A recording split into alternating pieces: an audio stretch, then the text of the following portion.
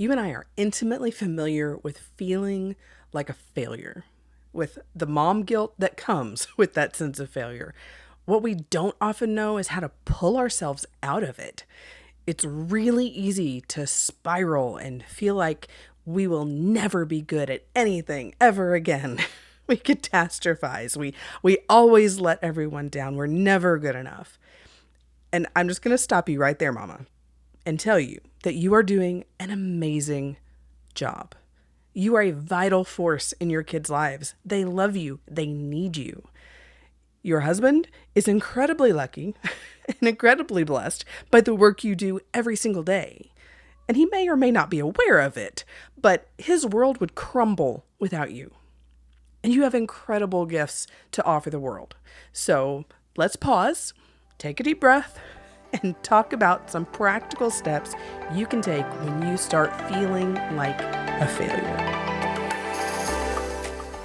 Do you want to be an amazing, present mom and have a real identity of your own, but you struggle with mom guilt and complete overwhelm when you even think about trying to do something just for you? If so, you're in the right place. Hey, I'm Laura, a former teacher and university career counselor turned stay-at-home homeschooling mom of two. Over the years, I've learned a thing or two about how to be the present, engaged mom I've always wanted to be and rediscover my own personal identity at the same time.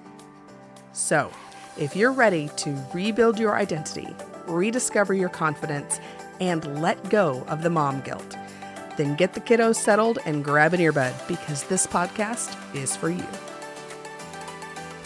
Hey Mama, welcome to your Mosaic Mom Life.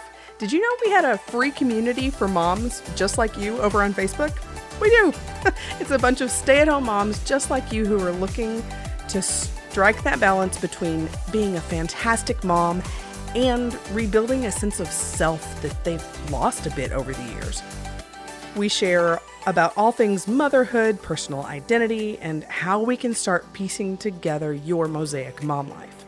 We'd love for you to join us. Head over to scatteredwoman.com/community to check it out.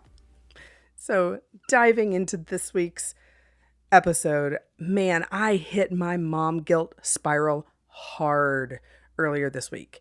Before I even got out of bed that morning, I had already yelled at my 5-year-old, snapped at my 12-year-old, and glared so hard at my husband that he just threw up his hands and left the room. Man, I realized I hadn't done some crucial step for our breakfast prep, so everyone was hungry, everyone was cranky, which did not help my mood, by the way. And then we dove into homeschool, and that felt like pulling teeth.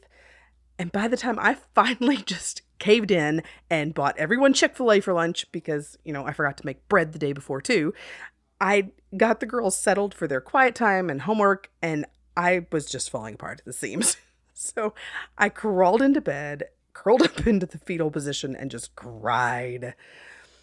Man, I hate being that mean mom. I hate yelling at my girls and fighting with my husband. Like, bone deep hate it. I feel like the absolute worst wife and mom and just an absolute failure when those days hit, But somewhere deep inside, I knew I wasn't actually a failure. It was a bad day, not a complete and utter moral failure. I would feel like myself again eventually, and I could apologize for my poor responses. I just needed a few tools to help stop the spiral and refocus my brain. And I know you've been there, so we're going to dive in and talk about the biggest tools and strategies that help when I'm hardcore spiraling in mom guilt, in mom failure. So here's number one. The first thing and the easiest thing, sometimes the hardest thing, is just take it to God. I take all those broken pieces to my Father who loves me more deeply than I could ever imagine, who cares that my heart hurts, and just let Him hold it. He designed me the way He did on purpose, for a purpose. And the road to walking out that purpose is rarely as straight or as direct as I would like, but he's always there to listen to me vent. He's always there to let me crawl up into his lap and cry it out. And he's there for you too. So go send the kiddos to quiet time, settle them in front of a movie, and don't feel guilty because you need this time. And just go talk to God about what's going on. Let him speak truth to your heart. Whether it's just prayer or reading scripture or journaling, whatever works for you. Just listen to what he wants to tell you. And sometimes this step is really all I need. Just refocusing and letting God tell me what he needs to tell me in that moment. But if that's not enough, or it doesn't quite cover all the bases, I move on to step 2, strategy 2, where I really start thinking about my unique personality and how God made me to function in this world. So we're understanding your unique personality. Now, I talk about the personalities a lot, but if you're not sure what your personality type is, I would strongly encourage you to check out the book Wired That Way by Marita Littauer. And while you're waiting for your book to arrive, go back and listen to episodes 6 through 8. I did a whole series where I walked you through identifying the different personality types with their visible cues, as well as their unique strengths and weaknesses, and each type's emotional needs. And all 3 of those pieces are kind of wrapped up into these strategies that I'm giving you today. So make sure you've got a good foundation on that, and then come back and finish this episode. So when I'm really feeling like a failure, I have to remind myself that I am a perfect melancholy, powerful choleric blend. I am designed to be a detail-oriented, natural-born leader. And when my world is decidedly not perfect and people are not following instructions, I feel that incredibly deeply. I take it super personally. That's just part of how I'm wired. Now, is knowing this is how my personality works an excuse for lashing out at my family? Absolutely not. That's not how this works. It's just a way to understand what's going on inside me so I can figure out how to handle it better the next time. Understanding your own unique strengths and weaknesses really just gives you a clear insight into why you freak out, why you feel like a failure in situations that maybe don't cause your mom or your best friend to bat an eye. And it's not because they're better at this whole motherhood thing than you are. They just think and act differently because their personality is different than yours. Moms of every personality type are going to have their own special, unique triggers. None of us are exempt. But understanding how you're wired, how God designed your unique personality blend is where you're going to really get clarity on why this particular situation makes you feel like a failure.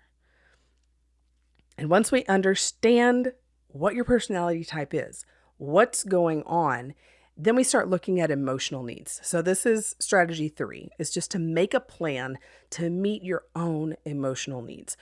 We all have a long list of emotional needs, but for each specific personality type, 4 of them are absolutely critical. Now, because I know my personality type and I know the emotional needs that go along with that, I can generally pinpoint exactly why I'm feeling like a failure.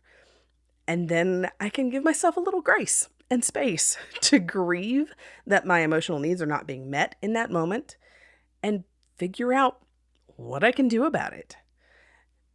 A lot of times it's me just asking my husband to take over with the kids long enough for me to go grab some coffee, drive out to the lake, and just breathe for a while.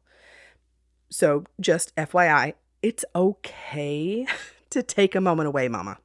It's okay. It's okay to need a minute to just collect yourself before you dive back into full-on mom mode. It's okay. Permission granted. You can do this. So maybe you don't need to drive out to the lake and just be alone for a while. Maybe you're more of an extrovert and you need to go grab 2 lattes and head over to your friend's house for a long overdue visit where you can just talk. Or maybe you need to go for a drive and call your mom or your sister or your best friend and spend some time catching up, feeling like an adult woman who can talk and vent to another adult is sometimes all we need.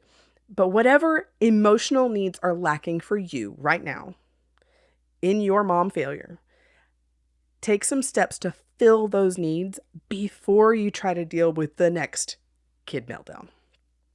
So that's it. Those are my 3 tools, strategies to help you figure out what's going on, why you're feeling like a failure, and what you can do to stop the spiral so you can try again.